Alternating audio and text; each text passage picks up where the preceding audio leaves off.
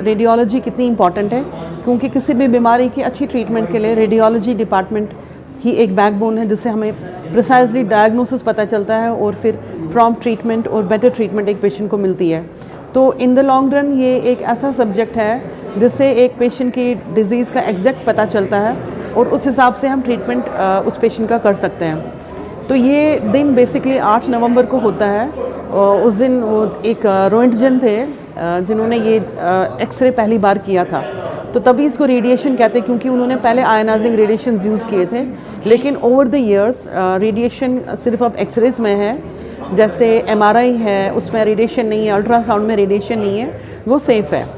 तो इसका यही है कि क्योंकि ये मेडिकल कॉलेज है और यहाँ पे एजुकेशन हम देते हैं स्टूडेंट्स को, BSc रेडियोलॉजी है, MBBS है, DNB कोर्स चल रहे हैं। तो किसी भी मेडिकल कॉलेज के लिए ऐसे दिन मनाना इम्पॉर्टेंट होता है, क्योंकि ये एकेडमिक डिपार्टमेंट होते हैं। मेडिकल कॉलेज मींस कि हमें MBBS स्टूडेंट्स को हम पढ़ाते हैं, हम DNBs को पढ़ाते हैं, हम BSc नर्सिंग और पैरामेडिक्स को पढ़ाते हैं। तो किसी भी एकेडमिक ग्रोथ के लिए ऐसे छोटी छोटी कॉन्फ्रेंसेस या CMEs मनाना इम्पॉर्टेंट होता है। बेसिकली रेडियोलॉजी डे है, लेकिन आज हम अपना काम यहाँ दिखाएंगे और बहुत सारे रिसर्च पेपर्स यहाँ प्रेजेंट हो जाएंगे, जिससे कि ओवरऑल रेडियोलॉजी हाईलाइट हो जाएगी। रेडियोलॉजी कितनी इम्पॉर्टेंट है, क्योंकि किसी भी बीमारी की अच्छी ट्रीटमेंट के लिए रेडियोलॉजी डिपार्टमेंट ही एक बैकबोन है, जिससे हमें प्रिसाइजली डायग्नोसिस पता चलता है और फिर प्रॉम्प्ट ट्रीटमेंट और बेटर ट्रीटमेंट एक पेशेंट को मिलती है।